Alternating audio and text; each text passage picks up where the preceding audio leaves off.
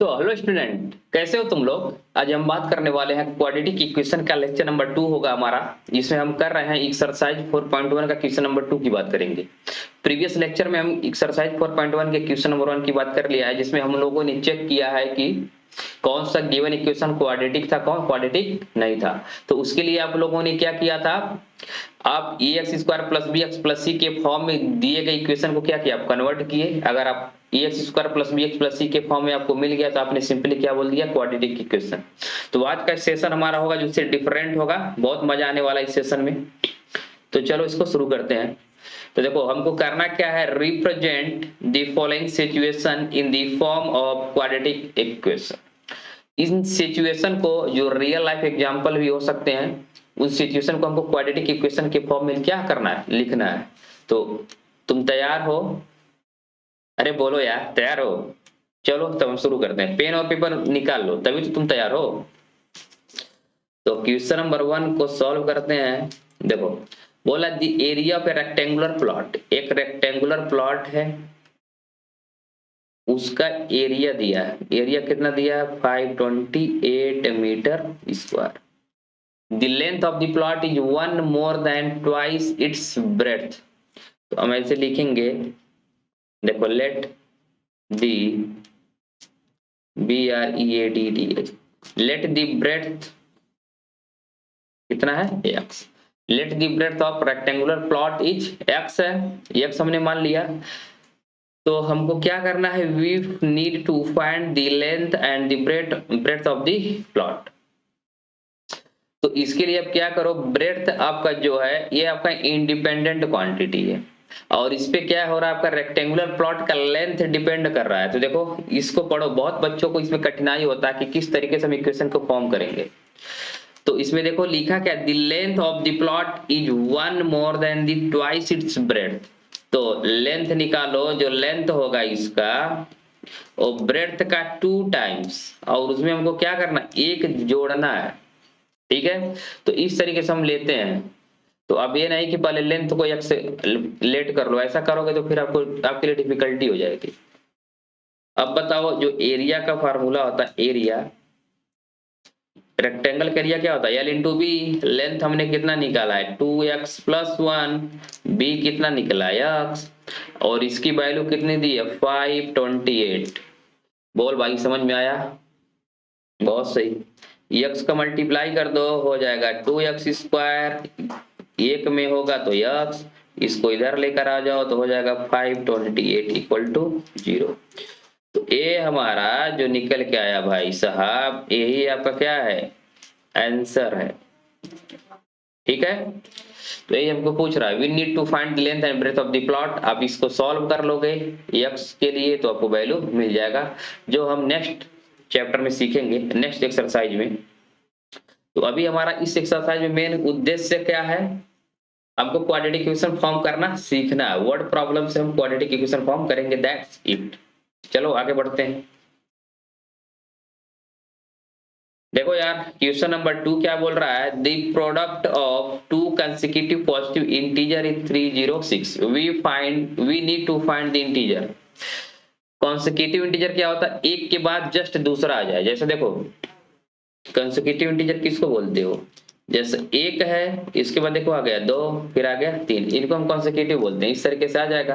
अब मतलब एक में तुम कितना जोड़े, 2 मिला, एक, 2 में कितना जोड़ोगे तो 3 मिलेगा, एक। तो हम ऐसे अब करेंगे इसको सॉल्व। ये समझ में आ गया आपको, कॉन्सेक्यूटिव मतलब लगातार, जिसमें एक जोड़ने पे दूसरा टर्म आपको मिल जाए। ये था इसके पीछे का लॉजिक। बोलो भाई समझ में आ रहा है? तो हम मानेंगे, देखो लेट द इंटीजर,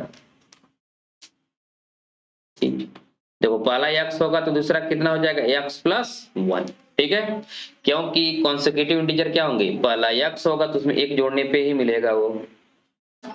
अब हम इसको लिखेंगे x into x plus 1 equal to हो जाएगा 306, क्योंकि दिया क्वेश्चन में।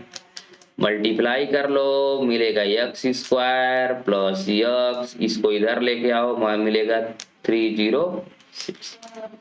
यही आपका क्या हो गया, आंसर हो गया। ठीक है, जहाँ पे x क्या है आपका इंटीजर है। तो इसको हम सॉल्व भी कर सकते हैं, जो कमिंग लेक्चर में हम इसको सीखेंगे। तो चलो बात करते हैं भाइयों क्वेश्चन नंबर 2 की। अब रोहन साहब आ गए। इसमें देखो बोल क्या रहा क्वेश्चन में, देखो रोहन की मदर है जो, ठीक है, वो 26 year older than him, the product of their ages in years 3 years from now will be 360, we would like to find Rohan's present age. यही क्वेश्चन कह रहा है। तो देखो सबसे पहले बच्चों को दिक्कत क्या होता है कि हम किसको यक्स माने और किसको किसको यक्स माने और किसको न माने, ये सबसे इंपॉर्टेंट बात है। तो देखो उसमें बोल रहा है Rohan's mother's is 26 year older than him. तो रोहन देखो इंडिपेंडेंट हो गया। तो पहले आप इस तरीके से चेक करोगे कौन इंडिपेंडेंट है कौन डिपेंडेंट है। तो Rohan mother's is 26 year older than him, तो रोहन का एज तुम लेट कर लो, रोहन्स एज कितना ले लो आप, यक्स ले लो। अब रोहन की जो माता है, उन रोहन की मदर, अब उसका एज कितना हो जाएगा, उनका एज एक्स प्लस 26। देखो रोहन इंडिपेंडेंट है, इनकी माँ का एज रोहन के एज में 26 ऐड करने पे मिल रहा है, ऐसे हम इसको आइडेंटिफाई करते हैं। अब बोल रहा है the product of their ages in years 3 years from now, बताओ after after 3 years, after 3 years Rohan कितने साल का हो जाएगा, रोहन का एज कितना हो जाएगा x प्लस 3, और माता जी का उम्र कितना हो जाएगा भाइयों x प्लस 3 प्लस 26, इसमें 3 जोड़ना पड़ेगा, तो मिल गया x प्लस 29। अब बोल रहा the product of their edges कितना है, इनके एज का प्रोडक्ट निकाल लो। तो आपको x प्लस 3 इंटू मिलेगा x प्लस 29 इक्वल टू कितना दिया 360। क्लियर। अब यही हो गया, तो अब इसको क्वाड्रेटिक इक्वेशन में फार्मुलेट कर लो। तो x का x से मल्टीप्लाई करोगे तो मिलेगा x स्क्वायर, ऐसे कर रहे हैं हम लोग, ठीक है। अब x का इसमें करो मिलेगा तुमको 29x, अब 3 का x में करोगे तो मिलेगा 3x, 3 का 29 में कर दो, 3 नवा 27, 3 दूनी 6 2 8 इक्वल टू हो जाएगा 360। अब मिलेगा तुमको, ऊपर लिखते हैं हम एक्स स्क्वायर, 29 3 कितना हो जाएगा 32x, 360 को इधर लेके आओ तो माइनस में हो जाएगा, और 360 में से तुम क्या करो 87 माइनस कर दो, इधर देखो 360 माइनस 87, 10 में से 7 जाएगा 3, 15 से 8 7, तो 273, तो माइनस में हो गया 273 इक्वल टू 0। तो ये हमारा निकल के आ गया quadratic equation in word form. तो बाद में हम इसको सॉल्व करके पता भी कर लेंगे कि रोहन का एज कितना है और उसकी मम्मी का एज कितना है। क्लियर आ रहा समझ में।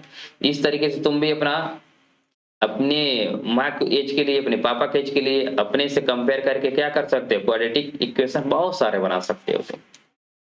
तो चलो नेक्स्ट क्वेश्चन की तरफ मूव करते हैं। नेक्स्ट क्वेश्चन है, अ train travels a distance of 480 kilometer at a uniform speed. If the speed had been 8 kilometer per hour less, then it would have taken 3 hours more to cover the same distance. We need to find the speed of the train. यही है। देखो पहले scene क्या कर रहा है, एक train है, ठीक है, ट्रेन 480 किलोमीटर का डिस्टेंस कवर कर रहा है। पहले हमने मान लिया लेट स्पीड, स्पीड कितना है x। तो देखो जब स्पीड x है, क्लियर।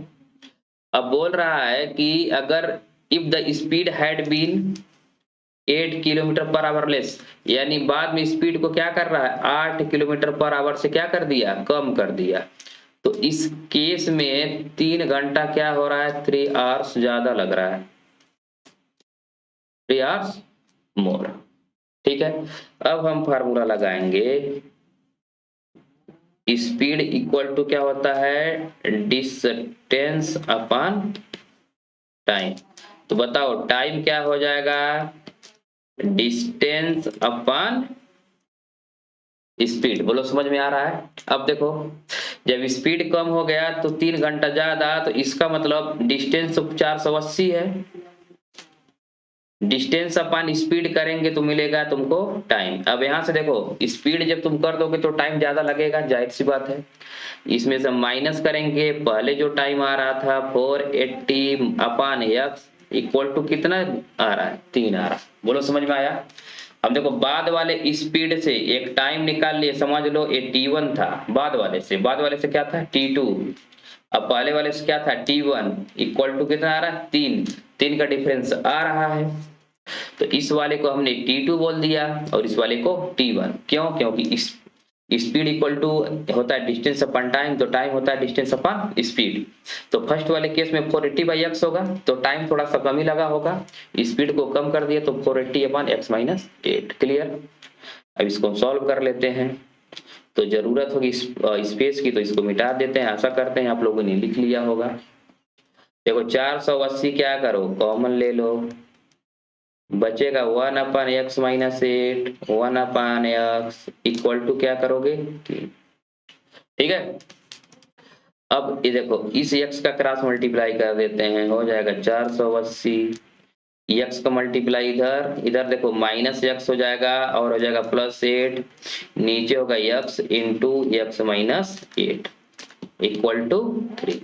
बताओ प्लस एक्स माइनस एक्स खत्म, 3 से इसको काट दो, 3 से काटोगे तो कितना हो जाएगा, 3 एक का नाम 3, 3 160।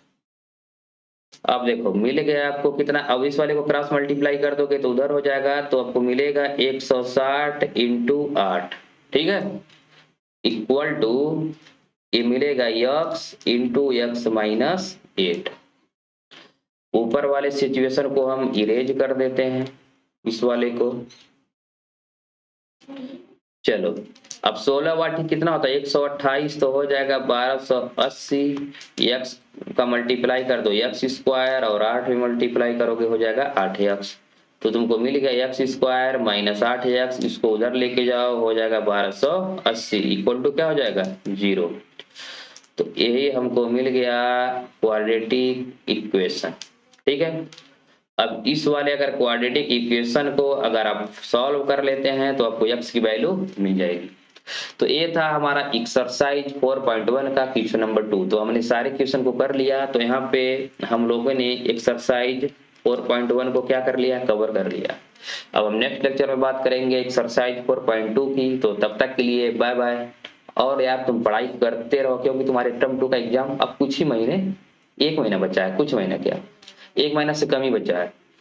तो चलो मिलते हैं नेक्स्ट वीडियो में, तब तक के लिए बाय बाय।